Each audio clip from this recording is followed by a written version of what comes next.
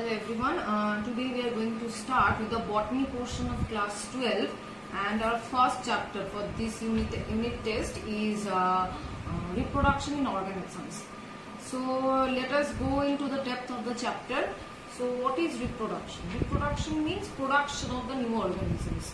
Production of the new organisms of the same kind by its parents is called reproduction. That means a cat can give birth to a cat, a dog can give birth to a dog, none other than that. So reproduction means production of the new organisms of the same kind is called the reproduction. Now what is the need of the reproduction? First of all, to maintain the number of the organisms in the society or in the environment, to maintain a particular species within the environment, so that the species cannot get extinct or getting endangered in the society. Next is that maintain the genetic flow within the organisms or within the environment. Next is that number 4 is that to help the other organisms also to compete with each other. So these are the some importance of the organisms. Mutation is one of the effect of the reproduction. Evolution is one of the effect of the reproduction. So all these are the effects or the importance of the reproduction. If reproduction would not be occur, then these things will also not occur. So this is the thing. Now reproduction, that means before going to the reproduction, we must say that what is lifespan? What is lifespan? Lifespan means from the birth till death, the time that an individual is spending or is actually having in the earth or in the environment, that time is called lifespan. Understood? Suppose ants, flies, they are having 1 day, 2 days or maybe 1 week lifespan. We are having years, 50 to 60 years of lifespan, whereas the plants like angiosperms or the other more developed plants, they are having more than 100 years of lifespan on this earth. So this lifespan varies from one species to another. So now let us move on to the next thing, that is our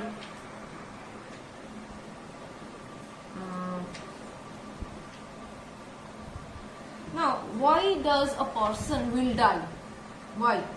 Because of when the organs, the organisms are made up of numerous amount of organs like heart, kidneys or other complex organs are there.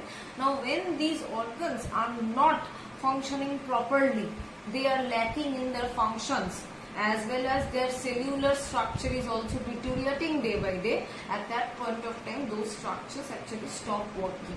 So what happens over there? Due to this lack of functioning of these particular organs, the organism tends to suffer and ultimately it will die. Now regarding death, we are having very two common name or two common terms we can say.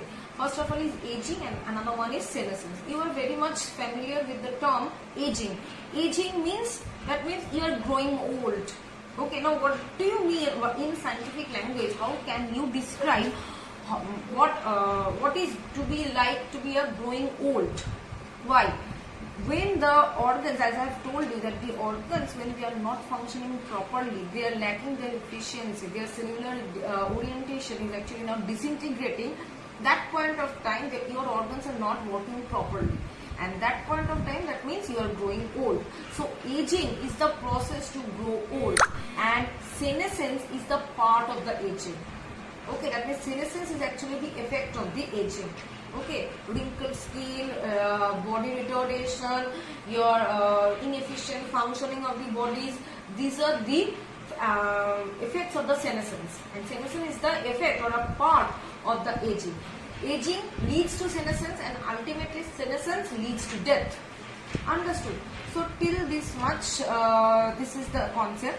Now we will move on to the mainly there are mainly 3 types of reproduction. Now what are the 3 types of reproduction? Mainly there are 2 types. One is asexual, another one is sexual. And the third part is the vegetative reproduction or vegetative propagation. But at first we will consider the asexual reproduction at first. Now, what is asexual reproduction? A means absent, and sexual means union of the gametes. Okay, that means absence of union of gametes. That means a reproduction which do not involve the union of gametes. That reproduction is termed as asexual reproduction. Now, the reproduction which do not involve union of gametes, that means they do not involve the process of fertilization, they do not involve both parents, they are uniparental. Asexual reproduction is uniparental. That means one parent is needed, both parents are not needed, just like sexual reproduction. Now, next is that this type of reproduction, that is asexual reproduction, gives rise to the daughter cells who are genetically duplicate of the mother cells. Okay, as there is, that means as there is no other parent cell involved, only from one parent the daughter cells are being given birth. That means they are having no genetical differences from that of the parent cell. Okay. The daughter cells are produced as a result of the mitosis, not of meiosis, because meiosis cell division is primarily required for the formation of gametes. Okay, and in this type of reproduction, no gametes are being formed. Only the daughter cells are getting formed. Okay, so the daughter cells are formed from the mitotic division, not from the meiotic division. So these are the general characteristics. That means it will be uniparental. The daughter cell which is being produced, they will be alike, or they will be similar to that of the parent cell. Okay, no meiosis is taking place, only mitotic division is taking place, and moreover that no variation or mutation will be seen in this type of reproduction, because there is no genetical change or there is no genetical exchange.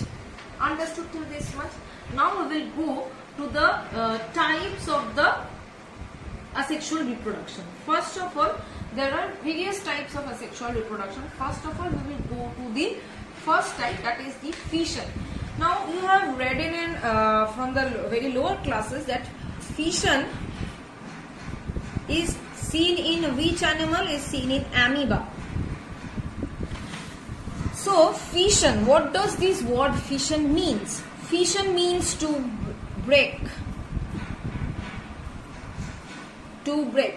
That means one amoeba will break down to two daughter amoeba. Understood? So, fission. Now, this fission is again of two types. What are they? First of all, binary fission. Second of all, multiple fission.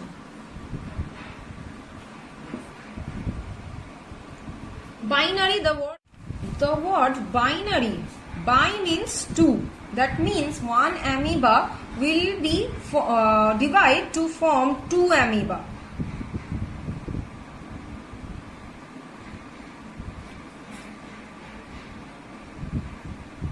So this is the binary fission. Bi means two.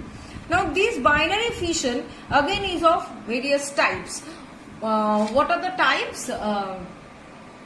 Binary fission is divided into various types, but on what basis? On the basis of the plane of division. That means how it is dividing.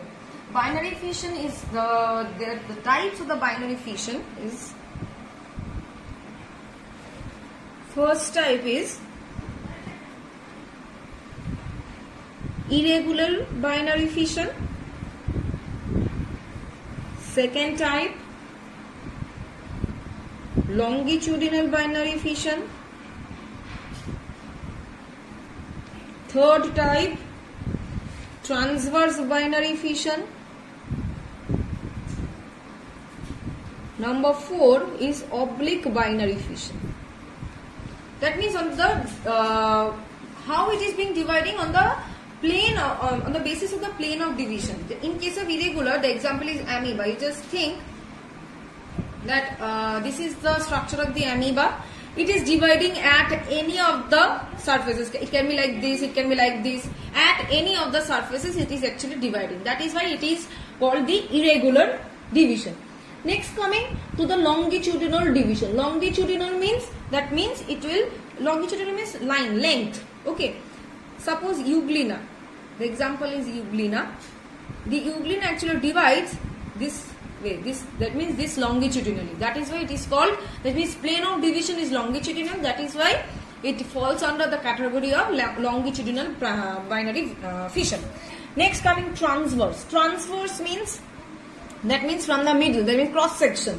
Okay, example planaria.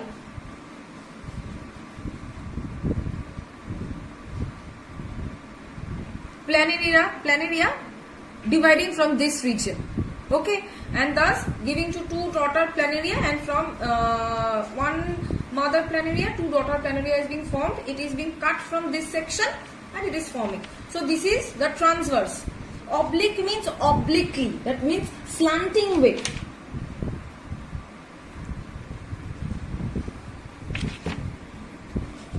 So the next point is that oblique binary fission. In this oblique binary fission, the category which falls under it is Serratia. It kind of looks like this, and why it is falling under this oblique binary fission, because its plane of division is oblique. Okay, so that is why these are the general types of the binary fission. Now we will go to the multiple fission. Multiple. Now you can understand by this term multiple. Multiple means many. So multiple fission, one amoeba. Okay, one amoeba divides to form many amoeba, many daughter amoeba. That is generally categorized or termed as the multiple fission. Now, why only one amoeba instead of giving birth to two amoeba? Why it will suddenly give birth to multiple amoeba? Because under unfavorable condition, what happens? This amoeba creates a protective wall against it or surrounding it.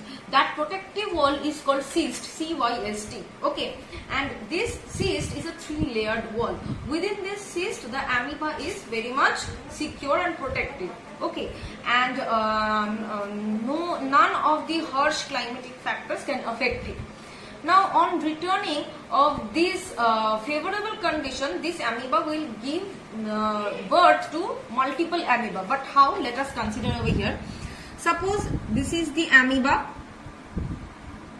understood, and this is the 3-layered wall which we called it as the cyst. Understood. The process of making cyst is called encystment. The process of making cyst is called encystment. Now, this amoeba is having the nucleus within it. Now, this nucleus will divide repeatedly and will produce multiple nucleus within the amoeba. Understood? Now, this amoeba is not only having the nucleus but also having the cytoplasm. Now, what will happen? The cytoplasm will surround each of these nucleus like this.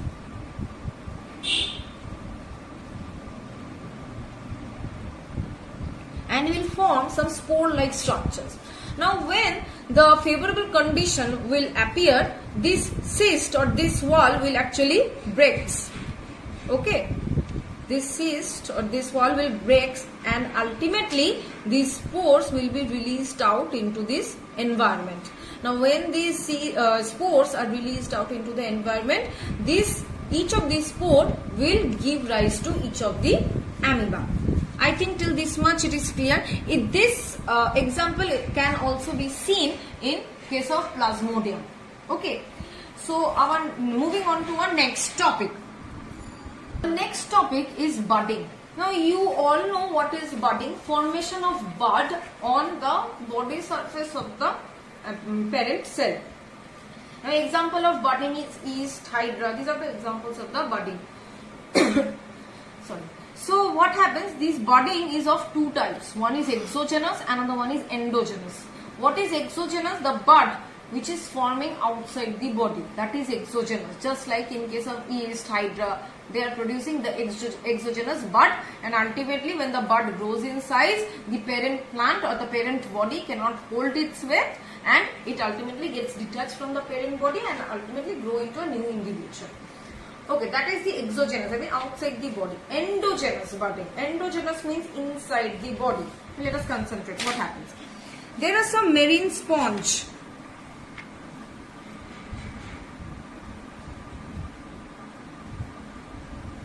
These marine sponge have some structures on their linings. These structures are called gammules. Okay. Now, when during harsh climatic condition, when these sponge are being dead, these gammules which are present within it, these gammules came out of this sponge and just live in the water. Okay. Now, what does these gammules look like? Looks like this.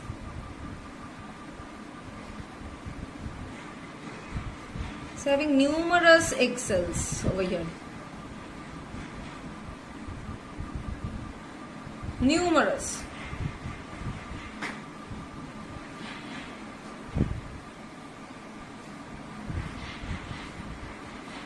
Now, what happens when these gammules came out of the water, came out of the sponge body into the water? Now, the outside environment cannot do any harm to these egg cells. Why? Due to this protective layering. Due to this protective layering, the outside harsh climate cannot make any harm to these cells. On returning to the favorable condition, these cells will come out from here and will grow into individual sponge body. So, this is the way of reproduction, or this is a way of reproduction in harsh or unfavorable climate. Now, next topic is, next we will go to the, now budding is done, exogenous, endogenous. We will move to the next topic. So, the next topic is strobilation. What is this strobilation?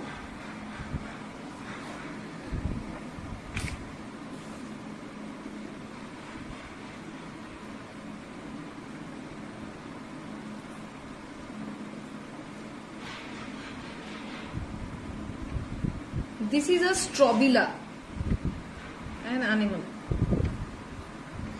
What happens over here? It can be seen, this type of reproduction can be seen in Aurelia. Okay. There are some segments over here.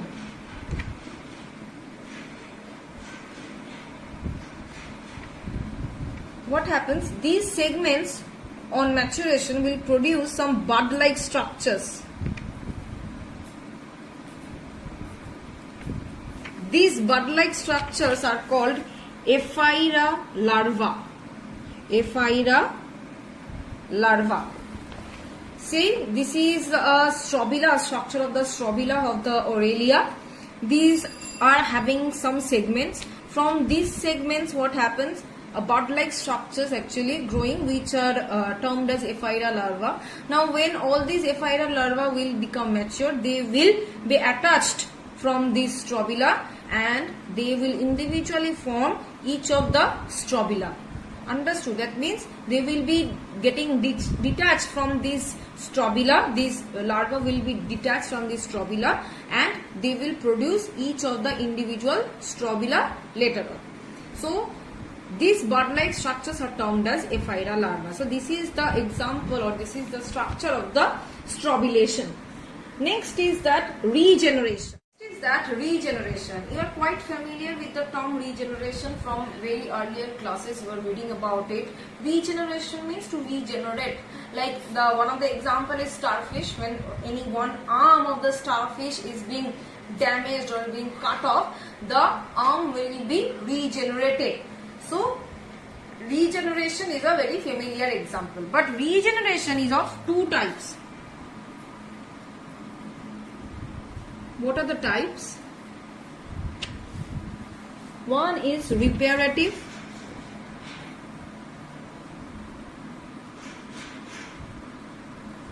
Another one is restorative.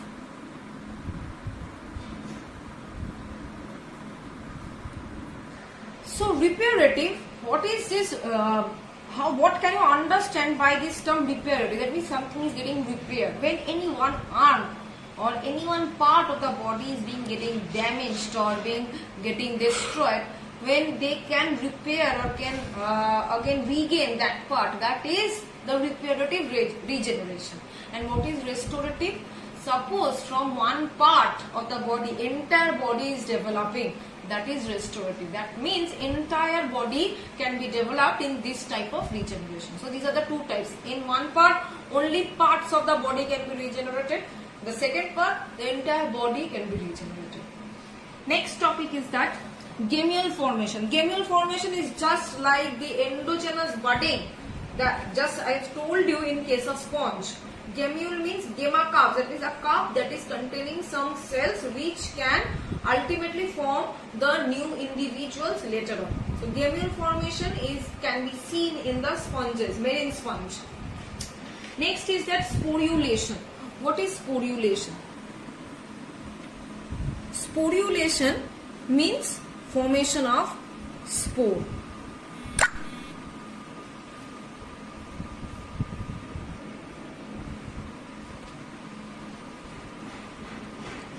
So, formation of spore. Okay, so let's talk about it. Have you seen the bread mold? Obviously, you have seen the bread mold. What is it?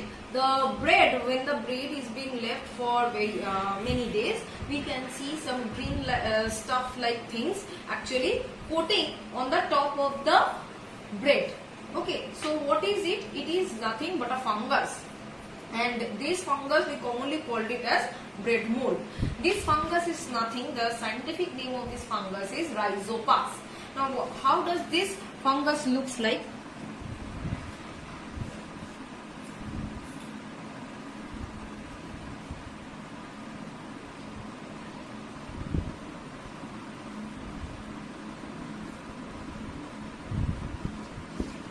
This is the general structure of the Rhizopas. Okay. This balloon-like structure is called sporangium. This stalk is called sporangiophore, and these root-like structures are called rhizoids. So sporangium, sporangiophore, and rhizoids. Sporangium bearing some spores, black dotted structures, just like the pollen grains. They are bearing some spores.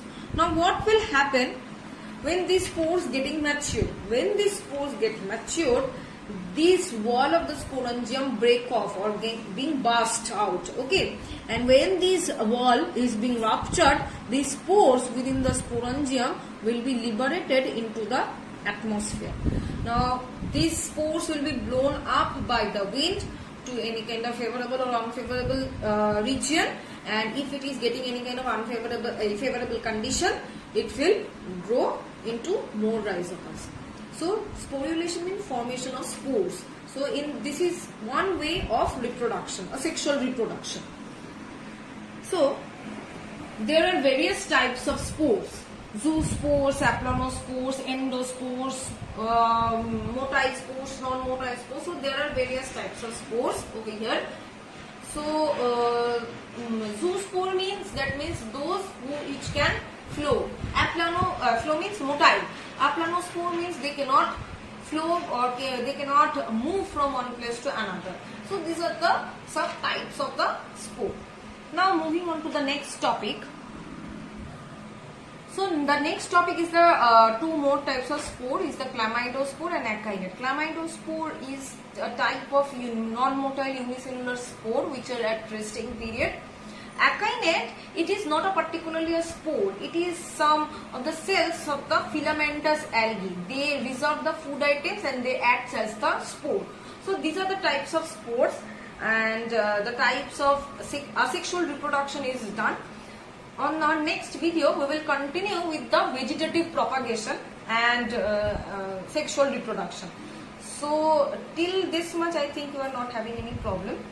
So we will continue in the next video. Thank you.